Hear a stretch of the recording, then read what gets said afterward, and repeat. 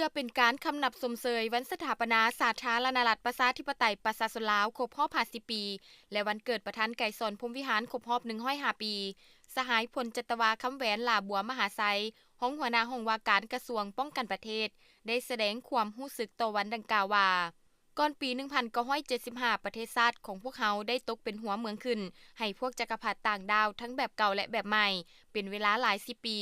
ผ่านการต่อสู้อันยืดเยื้อยาวนานที่เต็มไปด้วยการเสียสละเลือดเนื้ออันใหญ่หลวงของพนักงานนักรบกองทัพและประชาชนลาวบรรดาเผ่าด้วยน้ำใจรักชาติภายใต้การนำพาผู้ปีศาจสามารถสลัดของแคลของพรรคประชาชนปฏิวัติลาวและสามารถยัดได้ชัยชนะอย่างสมบูรณ์ในวันที่2ธันวาคมปี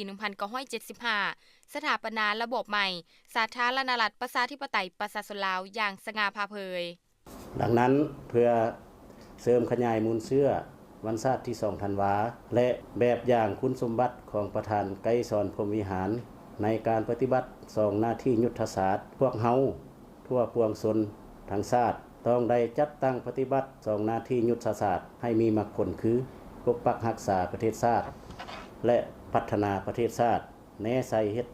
ให้จุดหมายของประชาชนมีความผาสุกประเทศชาติมั่งคั่งเข้มแข็งสังคมสามัคคีเป็นพึกแผนประชาธิปไตยยุติธรรมและศรีวิไล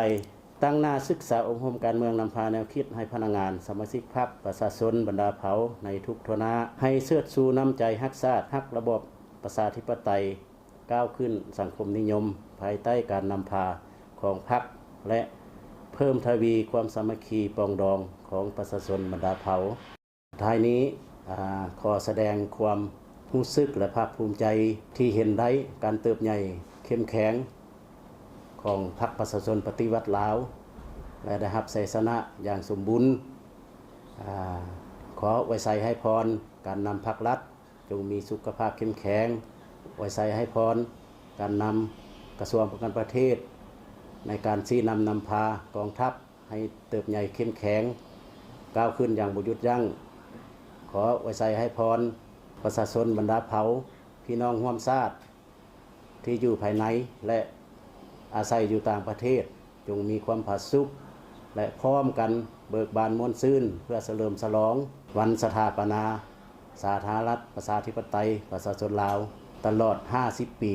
ให้มีความเบิกบานม่วนซื่นขอขอบใจ